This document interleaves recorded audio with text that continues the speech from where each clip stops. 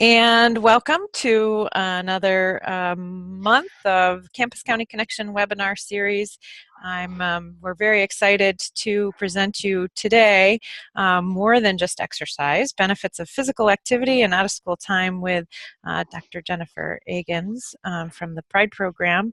And towards the end of our webinar here together, I'll help you tune into some of the upcoming webinars from the Campus County Connection series, including a whole bunch of webinars that will be happening during the system conference, at least 13 of them focused on Campus County Connection. So we're pretty excited about that as well. So just in getting started, if you would take a moment and introduce yourself in the chat. This is happening in Zoom webinar mode, so that means that not everybody has access to audio, which isn't great, but it is good for recordings. So we don't have a lot of extra sound. So just a little chat, a little message in with your name and county and the role that you're playing, and tell us anything about the snow or anything else that you want. But that will help Jen to know who is tuning in here, and we have some other questions, and Jen has some things for you to think about and share during this presentation. So I encourage you to do that. It makes for a much more engaging webinar. So with that, I am going to turn it over to Jennifer Agans. So Jen? Thanks, Celeste. And thank you everyone who's introducing yourselves.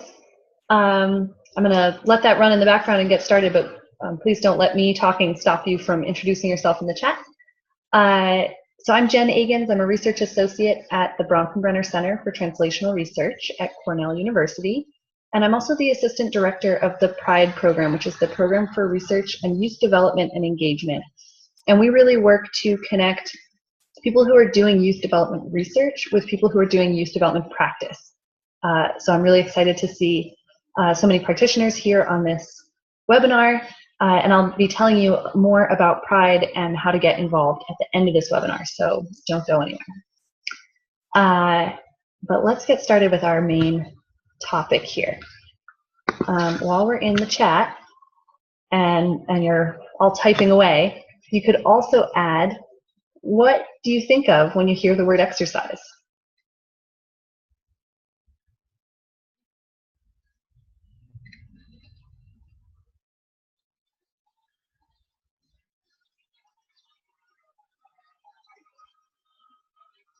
Got movement, good health, activity, the gym, something you have to do.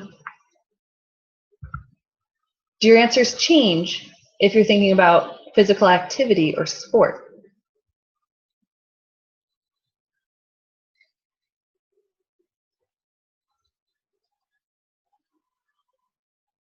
Seems more communal, more fun if it's physical activity or sport. Yeah, and fun is super important here. So as adults, especially when we think about exercise, many people don't think fun. They think this is something I have to do, this is something I'm doing for my health, this is something that I've got to fit in somewhere in my day or my week. But fun is really why kids participate or don't in any type of physical activity, whether that's more exercise-based or more sport-based. And these three words I'm going to be using somewhat interchangeably as I describe the research background on this concept, because some research is just about exercise, sort of the energy expenditure side of things. Some research is about sport, some is about physical activity sort of in general. So you'll hear these words being tossed around. But what I really want to focus on here is how we can help kids to get exercise, get energy expenditure and physical activity in ways that they see as fun, so that they're motivated to participate. We'll talk about why that's important and how you and your programs can do that. But first, thinking about what is fun and how this can be different for different kids. So for some kids, any kind of running around and being active is already fun. They love doing that.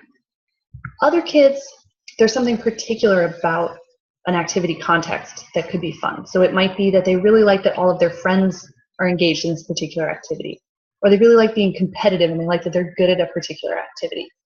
So for these kids, it's not being active in general, it's a particular way of being active that can be fun for them. And then there are some kids who never participate, or they start participating and then drop out because they don't think it's fun. Or they used to think it was fun and something changed. Maybe they had a bad experience or relationship with a coach or other kids that makes it not fun anymore. And that's something we really want to avoid in our programs, and also to help kids who maybe have had bad experiences in other contexts to find ways to have fun with physical activity. And why is that important? We know that a considerable percentage of today's youth are overweight. And this is also true of adults, right? This is not a problem confined to young people. But a considerable percentage of today's youth are overweight.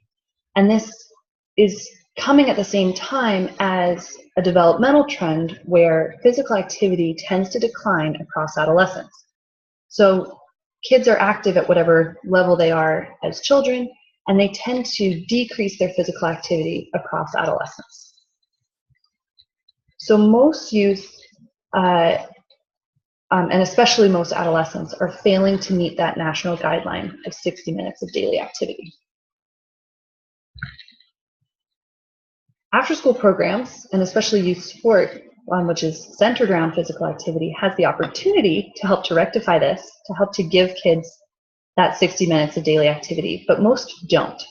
And that's even true of sport. So when we think about kids participating in a sport program, how much of the time that they're at practice is actually spent running up and down a field or a court, and how much is maybe listening to the coach or setting things up or waiting their turn. Most sport programs are also not helping kids get that full 60 minutes of daily activity. And this is all really important because participation in sport and general levels of physical activity in adolescence is related to adult levels of activity. So I mentioned that a considerable percentage of today's adults are also overweight. And one way that we can help to rectify that is to help adolescents and young people be more active in their daily lives and sort of get in the habit of a physically active lifestyle. So Jen, can I ask a question about that last point? Please do. So does that mean that if you were less active as an adolescent, then you're going to be even less active as an adult? Is that what that means? Sort of. It definitely is correlated, right? If you're not active as an adolescent, you're likely to also be not active as an adult. It doesn't necessarily mean you're going to be even less active than you were, though you might be. A lot of adults are less active than they were in adolescence. But that there is this correlation. So people who participate in more sport and more physical activity as adolescents are more likely to be active adults, and people who don't are more likely to be sedentary adults. Thank you. Yeah. So how does this all play out? As a developmental scientist, I'm interested in how early experiences can contribute to later life outcomes. And early experiences with physical activity are extremely important for young people. So you can think about a single momentary experience that can be positive or negative. So you might picture a third grader playing dodgeball and being really scared or getting injured. That child is very unlikely to seek out a lot of physical activity opportunities because of that traumatic negative experience. Whereas another child who finds a lot of joy in physical activity, who makes friends through playing sport or in PE class, they get a lot of positive reinforcement for that, they find it fun, that person might seek out more and more of these activities. So you can see sort of a developmental cascade or a trajectory where positive experiences might make people more likely to seek out more positive experiences, and negative experiences might make people withdraw or avoid those types of opportunities. So how one's lifestyle plays out in terms of how active you are can be related to particular experiences that we have often in either in school PE contexts or in out of school time contexts. There's also research showing, and this is from a study that I conducted with some colleagues at Tufts University, that having low perceptions of athletic competence, so if you're asked, are you good at sport, you say, no, I'm really not good at it. Having that kind of attitude is linked to, in the next year, being less likely to participate in sport and physical activity. So here, it's these self-perceptions, whether or not you're actually good at sport. If you think you're not, you're more likely to drop out than if you think that you're good at it. So one thing that we can do as practitioners is to help bolster these self-perceptions, help kids realize that they do have areas where they're good. You know, even if somebody might not be great at throwing and catching a ball, are they really a fast runner? Is there some area of competence that can be highlighted for this young person so that they can have that sense of self-perceived competence? There's also considerable work around a concept called physical literacy. So when we think about literacy in reading, children first learn to recognize the letters of the alphabet. They learn how those letters go together to form words. And then they learn to read more and more complex words with the end goal not just of being able to identify words, but with the end goal of being able to communicate and navigate the world using the written word. Physical literacy is very similar. The idea is that different physical skills like hopping, climbing, swimming are sort of like letters or phonemes that can be combined to navigate the physical world. So physical literacy has now been integrated in the Shape America, which is the national PE physical education organization, integrated into their guidelines for what PE should be trying to do, that it should be trying to teach kids this physical literacy. And we can think about in out of school time also, how are we giving kids the opportunity to learn new physical skills or stretch their breadth of physical competence into new areas? Celeste, I'm seeing a raised hand. There's something I should do about that. So if you do have a question, go ahead and type them in the chat, and I'll be sure that that we do ask that question, and Jen responds to it. I'm not seeing any questions coming through in the chat right now. Okay. I'll stay tuned. Yeah. Great. So another thing in terms of how early experiences and developmental trajectories of participation can play out, there's a huge push in current society to specialize at younger and younger ages. So you see 5-year-olds playing soccer and football, and parents believing that the younger their child can become a specialist in a particular sport, the more likely they will be to play that sport professionally. So first, that's completely debunked in the literature. Early specialization often leads to more repetitive stress injuries and is really not helpful for getting kids into professional sport careers.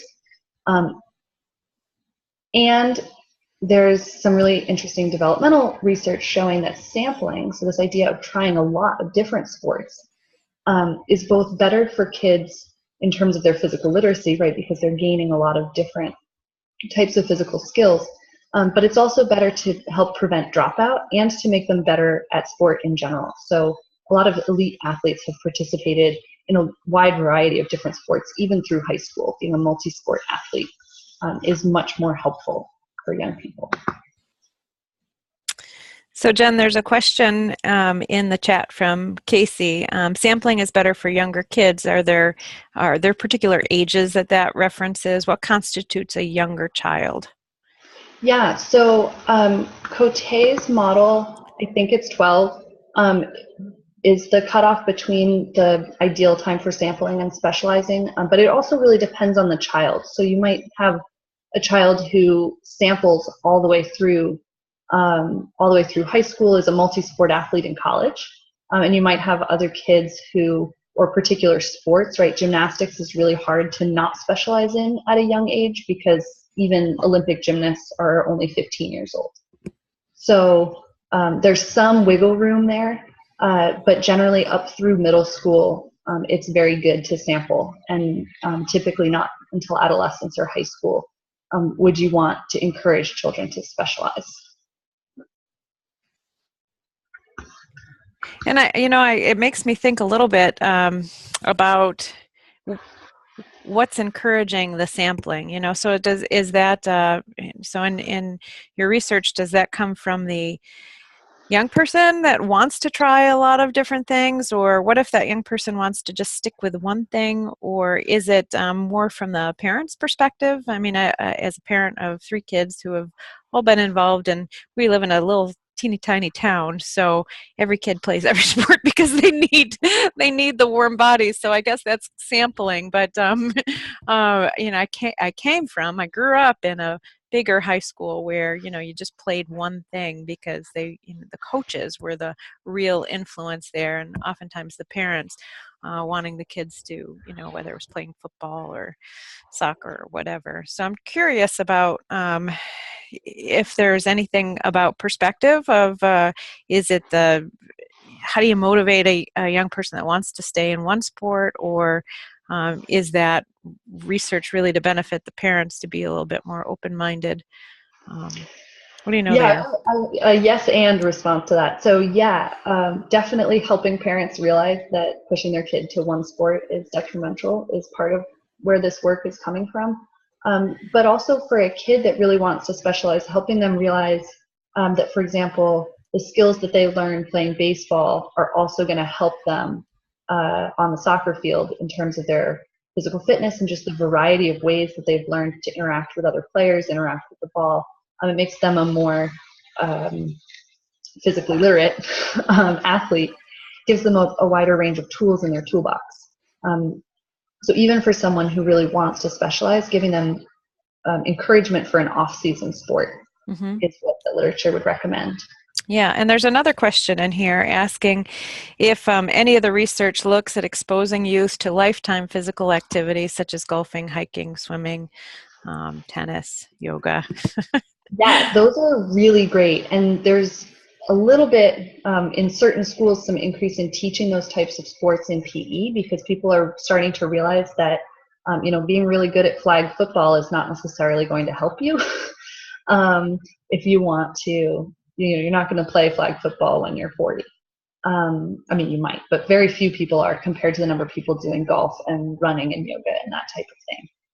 And I actually saw in my own research, looking at young people who had been highly active in adolescence, so they had been doing sport every day of the week in high school, and then I interviewed a selection of youth from that group who were still active in their early 20s and a group who were not active in their early 20s. So they had all been high school athletes, and then their trajectory sort of diverged in early adulthood. And what I found was that the people who were still active, very few of them were doing the same sport. So if they had been a high school basketball player, they might have played a little bit of basketball in college or played on a club team, but mostly what kept them active was seeking out these types of lifestyle sports. A bunch of them had become 5K and marathon runners.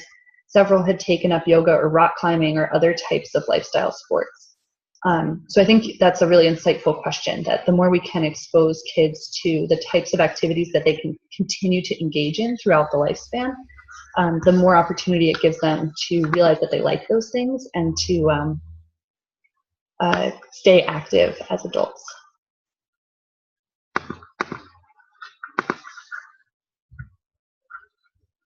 And then just this is linked to research showing that adult participation can be predicted from early engagement, right? If kids are more active, they're getting used to that lifestyle of being active. And what I heard a lot in those participants who stayed active was they had this mindset of, I'm an active person, but I can't play this sport anymore, so what can I do? Whereas the people who dropped out tended to say more like, oh, well, I'm a basketball player, and now I don't play basketball, so now I don't do anything because my sport is blocked. So sort of that mindset of being an active person is something important, I think, to instill in young people. You willing to take one more question before moving on, Jen? Yeah, definitely. I think you have the interest of everybody here. So that is for sure. So question came in, related to kids that are being maybe raised by grandparents or don't have the the money to pay for the cost of organized sports, which can be very expensive depending on the sport, of course. Mm-hmm. But is there any research on working with teens that have had little to no previous experience and then are being exposed to physical activity? Mm-hmm. I don't know of a particular study off the top of my head, but I will definitely follow up on that because now I'm really interested. Um, and I have seen anecdotally in activities where it's a less common activity. So like soccer, for example, is the type of activity that most people by the time they're 10 years old have either been exposed to it or not. And that's gonna, if you've been exposed to it, you're probably already pretty good at soccer in middle school. And if you haven't, it's like, oh, soccer's not for me. Whereas an activity like rock climbing or crew rowing, other types of activities that maybe young kids don't have a lot of opportunity to get involved in, those might be good opportunities to expose a child who hasn't had a lot of background experience, because the initial bar for everyone is sort of in the same place. So whether or not you've already played soccer, if everyone's coming onto the crew team just learning for the first time how to row, that can help those kids who don't have a lot of previous experience to sort of not feel singled out or not feel like they're, worse at it than everyone else because everyone's learning together. That would be my off-the-cuff idea about that. So just looking briefly at some of the benefits of physical activity. Most people are aware that physical health is benefited from being physically active, right? So you have reduced rates of obesity for people who are more active than for people who are sedentary, both in adolescence and then through adulthood. So people who are more active as adolescents are more likely to be on track for a healthy adulthood. And this is related not only to obesity, but things like heart disease and other fitness-related conditions in adulthood and throughout the lifespan.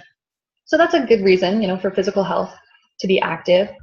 But there are also mental health implications of physical activity, where people who are more physically active, both in adolescence and across the lifespan, tend to have reduced depressive symptoms, fewer symptoms of anxiety, increased self-esteem, and then also social and emotional benefits. So children who are participating in sport teams and that type of activity tend to report increased peer support and stronger social skills than do young people who are not participating in these types of activities.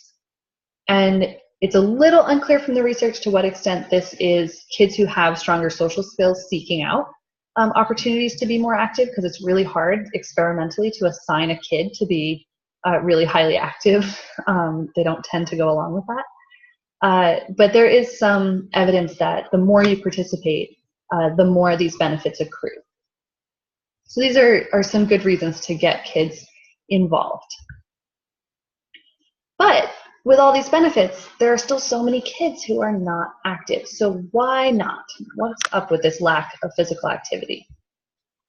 Some of it can be attributed to lack of interest. So there are gender differences in how much kids seek out being involved in sport and physical activity, with girls seeking it out less and dropping out more and more quickly in adolescence, which we might think of as being related to our cultural emphasis on athletics not being a typically feminine activity, which I think we can do a lot to change.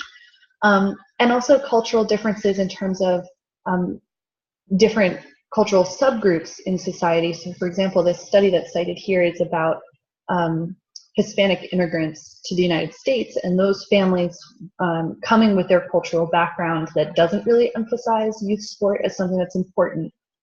These families are telling their kids, why would you participate in the sport team? I need you at home to help to take care of other family members, or it's more important to engage in work.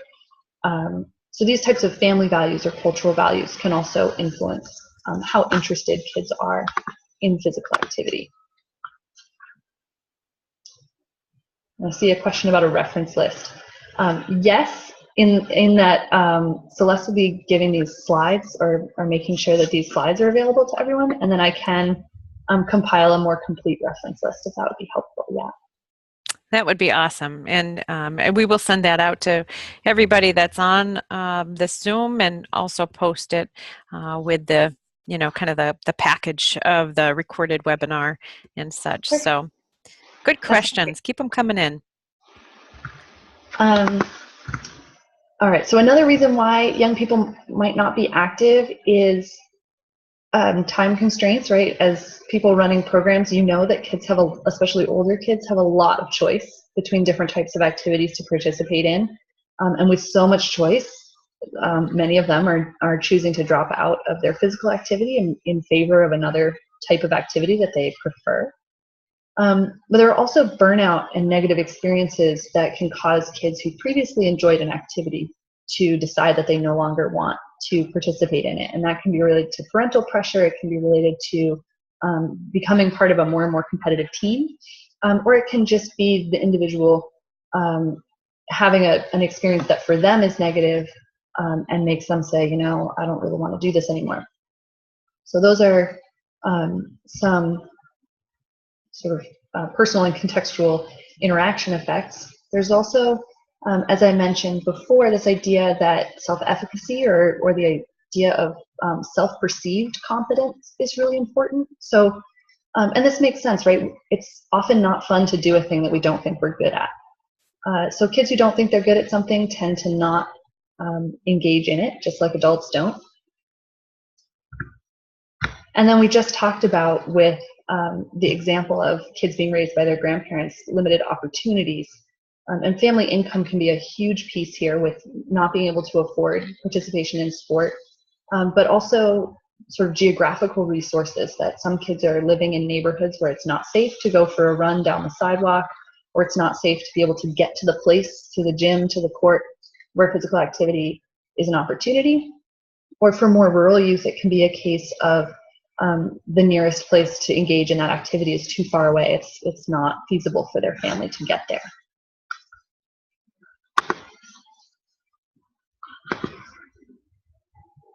So now that you sort of have a background on physical activity and sport participation among youth, I'm going to talk a little bit about a study that I conducted this summer looking at a natural intervention in the form of summer camp. So when we think of an intervention, it's something, a program or something that's being given to young people or families to try to change something. And a natural intervention, like, most people aren't enrolling in summer camp to on purpose change something. They're doing it because it's fun, or it's something to get the kids out of the house. But it can take the form of what's called a natural intervention, where it's intervening sort of on its own. So before we go into this in detail, Celeste has a cool poll that she's going to pop up in the chat. And, oh, there it is. Awesome. So if you run an overnight or day camp or work directly for a camp, that's option 1. If there's a camp in your program but you're not really involved in it, that'd be option 2. And if you have no involvement with summer camp whatsoever, that's option 3.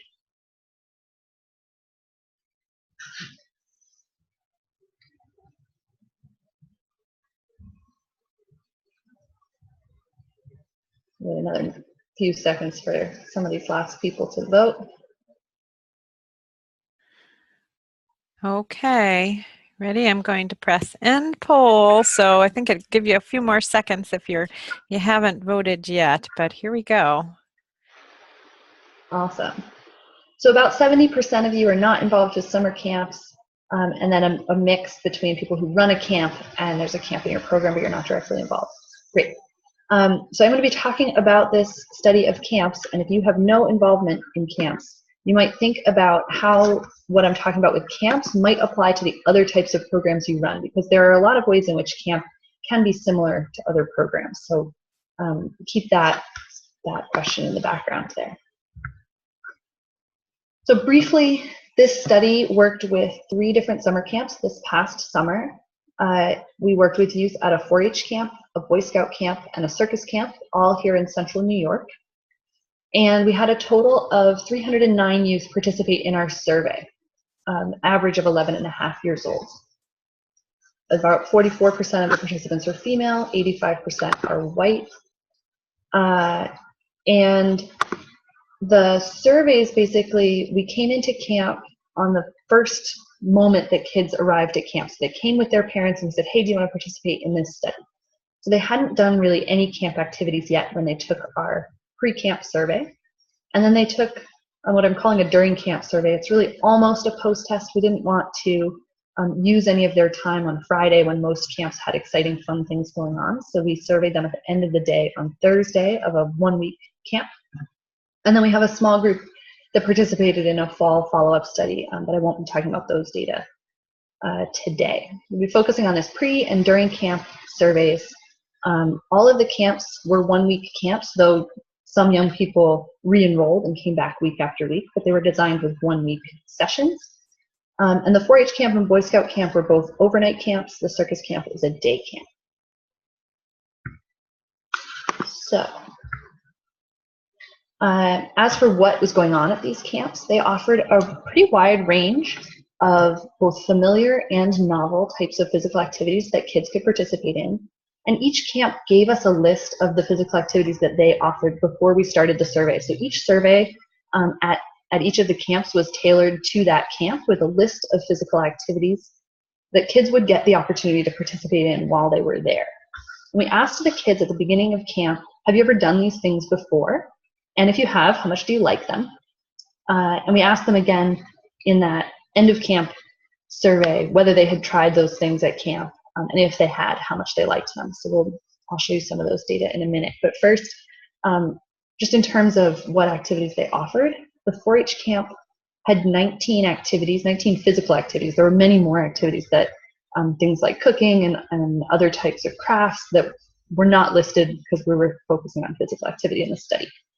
So of the 19 physical activities at the 4-H camp, there were 6 activities that 40% or more of youth had never tried. So things like Quidditch, which is a sport that's based on the Harry Potter series, and engaging in high and low ropes courses. Many youth had never tried those things before. And then there were 8 activities that 10% or fewer of youth had never tried. So most of the kids at this camp had already engaged in things like swimming, kickball, and soccer. At the Boy Scout camp, there were 27 different physical activities that the young people could engage in. 8 of them were things that 40% or more of youth had never tried, things like sailboarding and log rolling. And 7 were things that 10% or fewer of youth had never tried. Again, things like swimming, tag, fishing, things that they were widely exposed to in their non-camp environments. And then at the circus camp, there were 16 physical activities. 7 of them were things that 40% or more of youth had never tried, things like unicycling and tight wire. And there was only 1 activity at this camp that 10% or fewer youth had never tried, which was hula hooping. So at this camp, one of the differences between this camp and the other 2, in addition to being a day camp, is that kids that enroll in this camp could pretty much expect that by showing up at this camp, they were going to try new activities, things that they had never done before. Whereas the other 2 camps, there's more opportunity to sort of stick with what you know and not engage in new types of physical activity.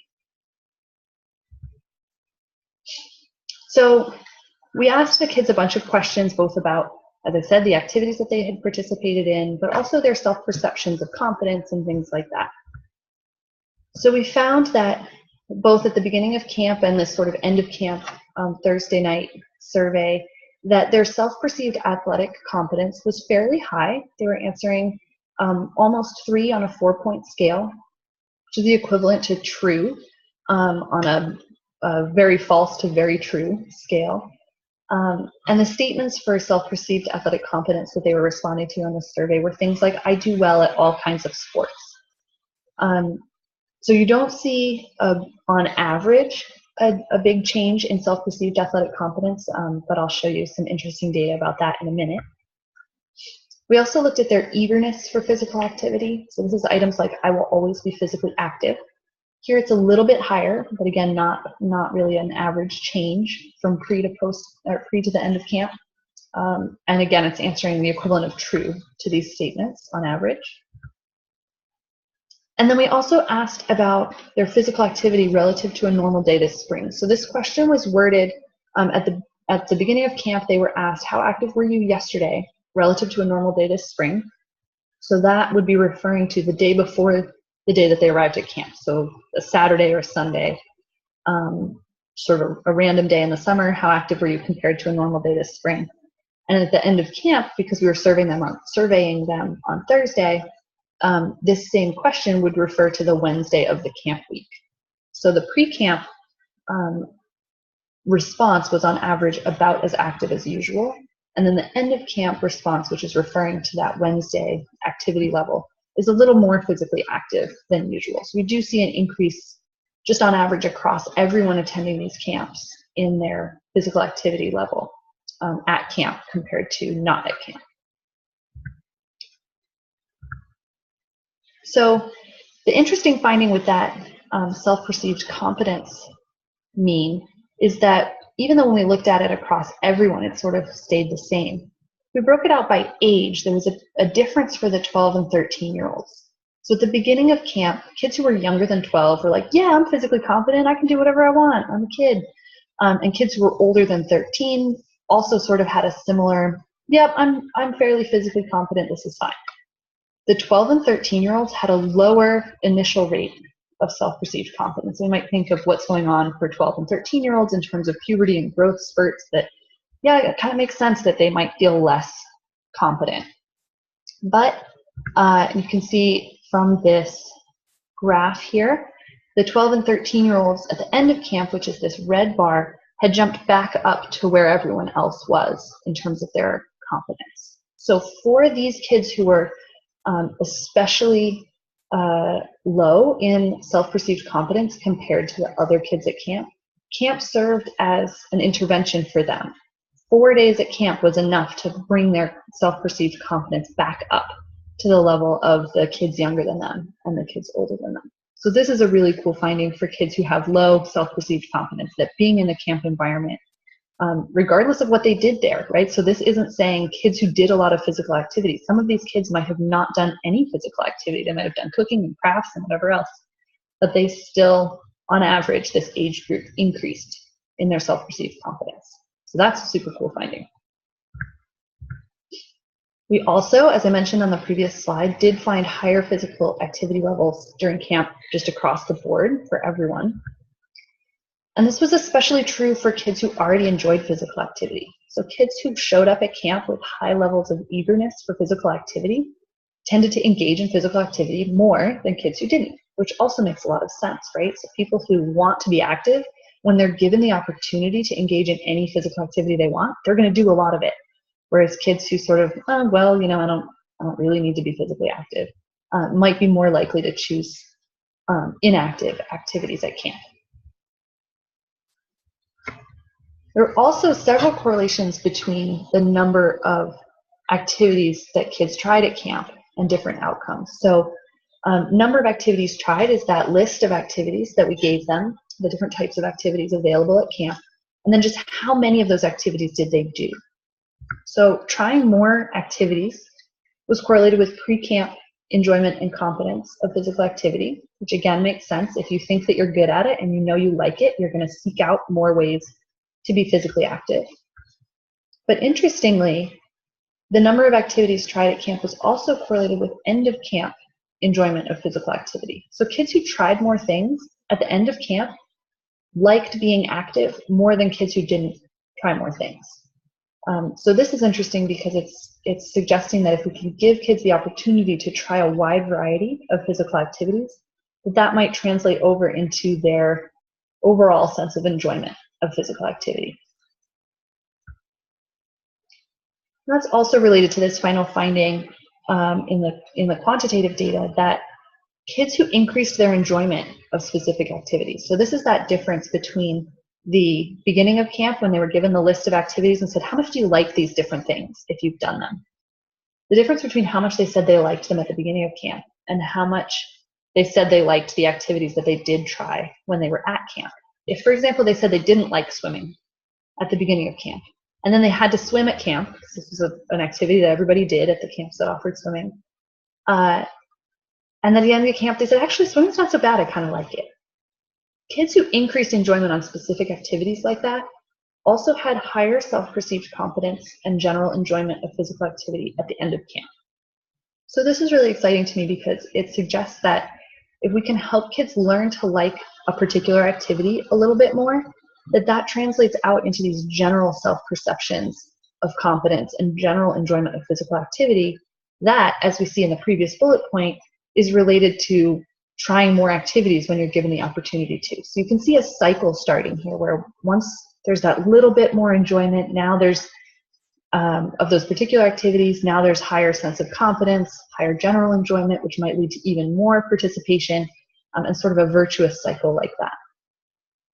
So that's a pretty exciting finding.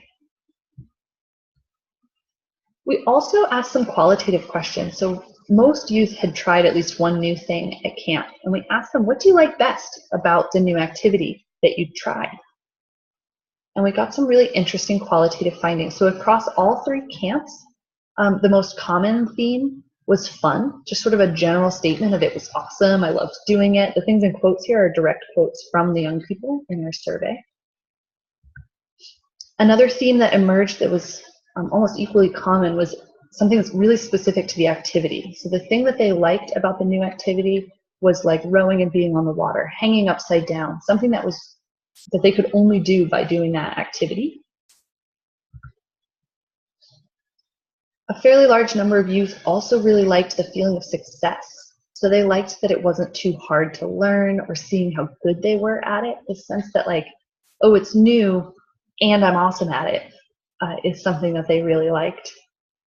But a different group of youth really liked the challenge of it. So it wasn't that they liked that it wasn't too hard to learn or seeing that they were good at it. They liked that it was difficult. And then that process of overcoming the challenge is something that they really liked. So we're going to take a chat break for a second and see if any of these themes are surprising to you. If you think about what youth might like best about trying new activities, are these the themes that you would expect to come out, or are there other things?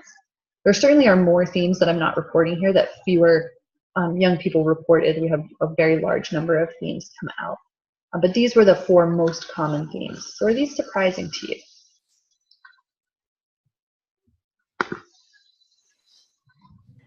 So if you can take a minute to add to the chat any surprises from that information, that would be helpful. Particularly interested for those of you that are working with camps. It looks like Casey says, sounds like what we've heard from kids. Okay. Mm-hmm.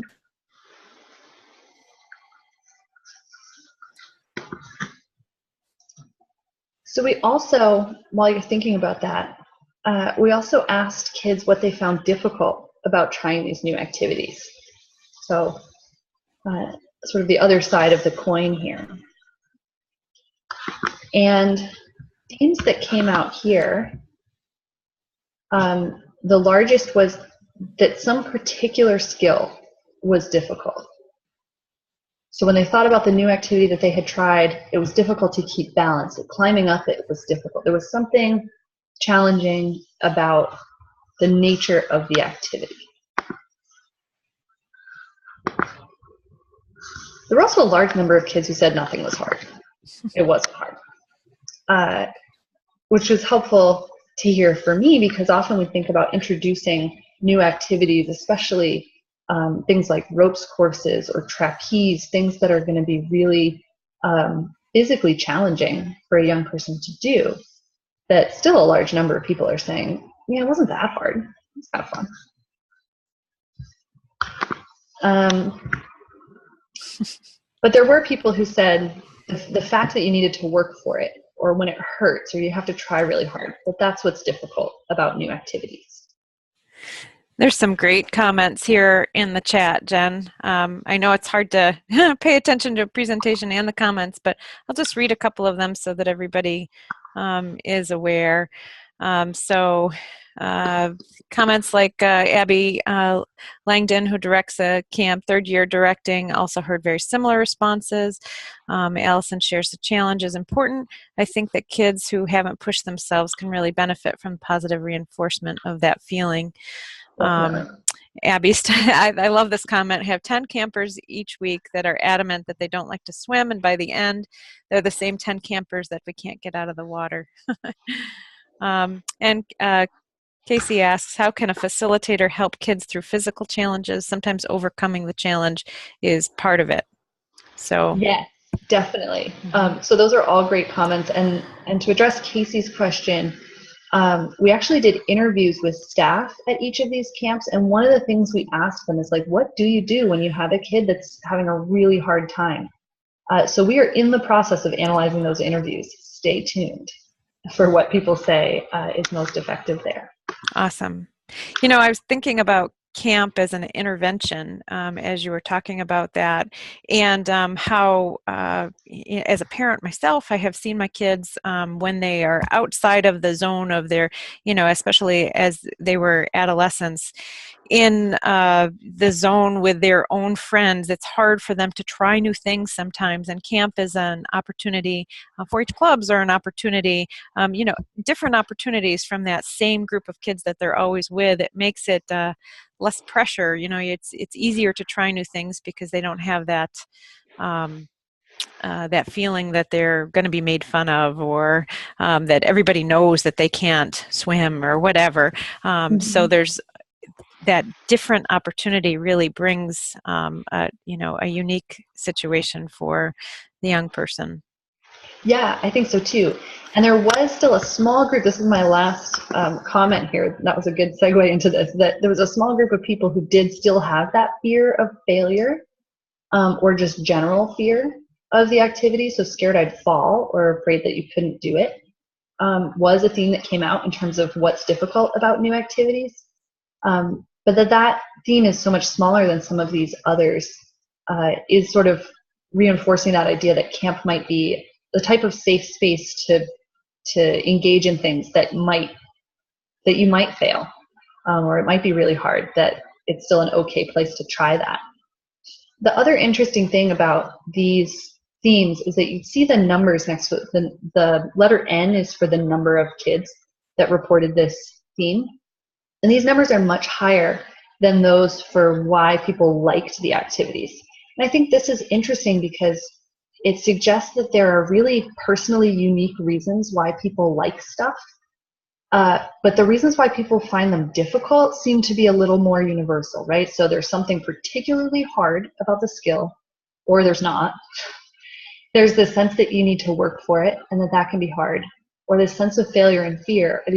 These 4 categories really sum it up for many, many of the kids in this sample. And I do also want to check in with chat. Those were some really great responses to the first set of youth answers here. So just to see if there's anything surprising about these youth responses as well.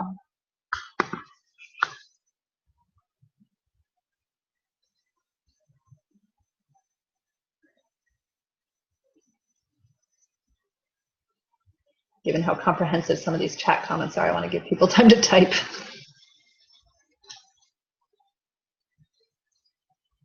Yeah, Casey's comment that many of these can be influenced by a caring adult mentor or young adult mentor. I think that's really important. And that's another reason why we interviewed the staff, because we wanted to know, what are they doing? How are they teaching these activities? And for one thing, we wanted to make sure that there was a similar mindset across the 4 camps. Because, for example, if one camp had sort of a more boot camp mentality of like, you will do this, that we would expect very different youth responses to these questions. But we did get really caring adult facilitator types of comments from all of the staff across the different camps. And I'm really excited to analyze those data to see what exactly they're doing and how they train their staff at their camps to ensure that even these kids who have what's difficult is the nerves or the fear that you won't be able to do it, to find out what the adult facilitators are doing there to help those kids overcome that fear and to still have a good experience. Yeah, and accepting their fears. It's also a good comment from Joan, that not saying, oh, don't be scared, right? Acknowledging that their fear is real and valid and something that they either need to work through or not, depending on whether they're ready. One of the camps, the Boy Scout camp, had this phrase that they used of challenge by choice, which was basically to mean that if you want to engage in this challenge right now, we will help you to do everything we can to make you successful. But if you choose not to engage with this challenge, that's also fine. Sort of leaving it up to the kids, the level of challenge that they wanted to do.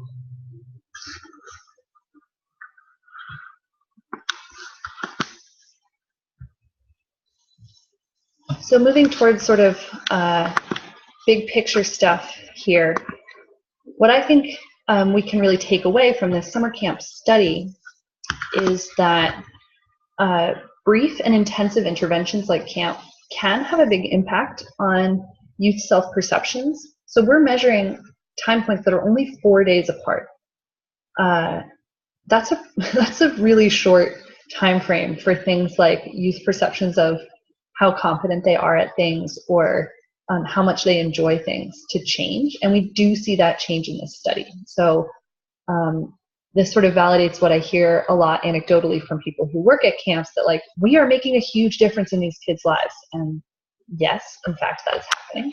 So that's great. But then also not specific to camps, environments like camp where physical activity is normative, right? At all of these camps, physical activity was a thing that everybody was doing, whether that meant having a long hike from your cabin to the dining hall and back, or distances between different activities, just doing a lot more walking than a lot of kids are used to, but also having really active games, really high energy staff. It makes physical activity just seem like this is what we do here. And I think that contributes a lot to this difference in how active they reported being when they were at camp compared to before camp, and that was a change that all kids experienced. Also, the finding that kids who like physical activity tend to try more physical activities. This makes sense. But the fact that trying more things also increased their enjoyment is, as I mentioned when we first looked at that result, I think really promising and exciting for people running programs that it's sort of like the smorgasbord and no thank you helping approach to food, right? Just try it a little bit, or like we heard with the kids who claim they don't like swimming and then won't get out of the water. Just giving kids the opportunity to try more things, engage in more different activities, that actually can have an impact on, in general, how much they think they like physical activity. And this is related to the finding that helping kids to like even one physical activity can have these sort of ripple effects in their life in terms of how much they like and try other things.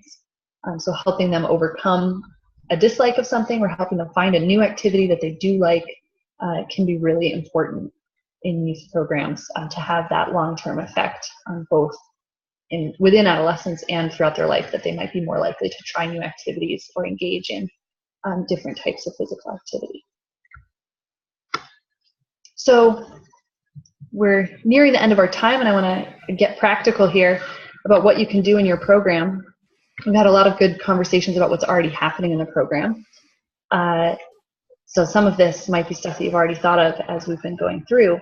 But first, is physical activity normative? Is physical activity something that happens in your programs on a regular basis? Do you play active games? Do you do things that don't involve too much sitting? Or is your club or your after-school program really pretty involved in sitting? And if it is a really sitting-heavy activity, how can you bring in active games or more physical activity to just make it part of the way that we do things here? It's also important, as we saw in the chat, people were really honing in on this point before I even got here, that staff emphasizing the fun of physical activity, making it safe, making it okay to try things that you might not be good at, is really, really important.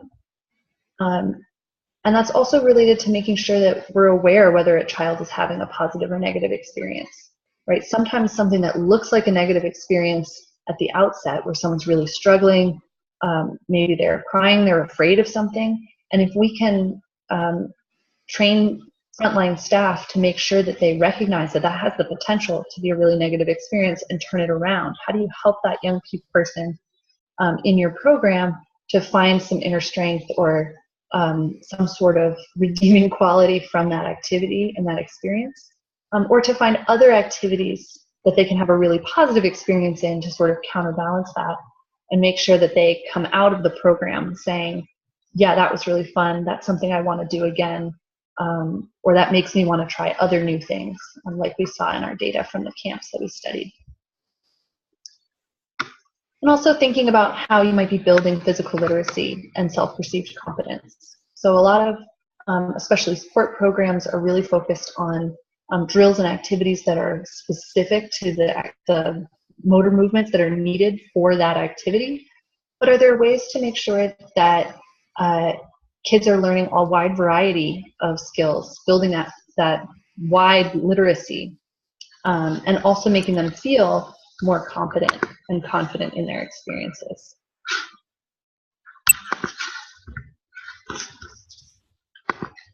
And then we also saw in these camps that there's a lot of choice, right? Young people got to choose what activities they participated in.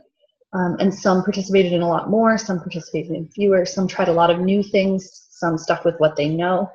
But that sense of agency and choice can be really important for helping kids to find things that they like and to learn about themselves, and also to develop confidence in their own decision-making skills and agency in general in the world. So I'd like to turn it back to chat for just a minute to see what other ideas you have about this. And Jen, while folks are answering that question, if I can ask you a couple of questions. One is, if people, this is an engaging topic, it's an interesting topic. I think it's probably interesting no matter what program area you're working with. But if somebody wanted to stay tuned into your research, or have just be a little bit in closer contact with this idea and learning more, how can they do that? Any suggestions that you have? Yeah, so after this slide, I'm going to share some stuff about how to stay linked up with Pride in general. Okay. And then for this particular topic, there are different sources of information. So one group that you might want to get connected with is Shape America, which is the PE teacher national organization. They have a lot of resources for this type of stuff. And in general, connecting with other types of out-of-school time programs in your area. So could there be a connection between your 4-H club and your school sport program in that same town? Thinking about how we can build a network of youth activities, especially when we're thinking about kids having to choose between different activities. If there can be more connections between them, that could help with kids' scheduling challenges. Yeah, you may have seen the question that came in about just the challenge for somebody who's developing programs, may have an after-school program, where the funder's goal for that after-school program is academic improvement, and the challenge of building in physical activity with the academic program. And the comment says it's not impossible, but tougher, certainly. And so you may have some ideas and resources on how to build, weave together the kind of the traditional sit-down learning activities with a more active experience. Yep, and there are some resources that classroom teachers are using for this, which ranges from physically active breaks. So like having a micro break in a math lesson where kids do jumping jacks to their timetables or something like that, where it's an opportunity for kids to just move around and not be sitting at a desk, but it's still related to the academic goals. And there are also a lot of resources just starting to come out. This is sort of a hot topic in the intersection between physical activity research and education research, looking at how to actually learn the content that you're trying to learn through an active game or some type of physical activity. So that's sort of a burgeoning area to maybe stay tuned for. Mm-hmm. So Jen, we're coming to the end of our hour, but you've got some good questions in here. I'm going to save the chat, and if you wouldn't Awesome. mind maybe following up with folks, or if there's some general resources that we can post with your webinar, I would love to do that. Actually, I'm more than happy to do that. So we'll go ahead with that. Did you have one last slide that had some resources on it? Is that right? Yes, I Okay. do. So this research that I talked about today was conducted as part of the Program for Research on Youth Development and Engagement, PRIDE. And we have a super awesome website, which you should totally visit, that has more about what we're doing. It has a really awesome blog that talks about, from different perspectives, researchers, practitioners, and students, their perspective on doing translational and collaborative research, which is really fun to see. You might know some of the people that are on there, so check that out. And we have a mailing list where we're sending out monthly newsletters that give news on what Pride's been up to, some updated blog posts, reminders, and collaboration opportunities. So if you want to get involved with Pride, check those out, or email me directly at jpa75@cornell.edu. Awesome. This was great. Thank you, Jen. Round of applause from everybody. I'm sure that they would join me in that if we could actually hear them. Just because I'm cognizant of time here, I'm going to ask you to stop sharing your screen if you would, and I'm just going to share one little promo for our system conference. Let's see if I can find this. So While you're looking desktop for it, so I just want to point out that two. the chat is starting to answer its own questions, Okay. which is really great. I love Um, that. so I as love we're that. thinking about what resources to post, posting some of those answers that are coming up in the chat as well. That's really awesome. Fantastic. All right, so let's see if I can move this out of the way, and nope, that's not it. Thought I had it all queued and ready to go. That's how it goes, right? Uh, hmm. I think when you say share screen, it gives you the option of different windows that are open to share. Yes, it does, but I had at one point, there we go. We're going to open this up and see if it will play. It's just a little promo for our system conference with a save the date. So there we go. Can you hear that okay? Yeah. All right. Thanks everybody for joining us. This was fantastic. The March date for Campus County Connections is on March 7th, and we're going to be focusing on garden-based learning and some youth activity with that as well. So those of you that are on this call may want to catch that one as well. That will also be 9:30 to 10:30, and it will be advertised in Extension Insider.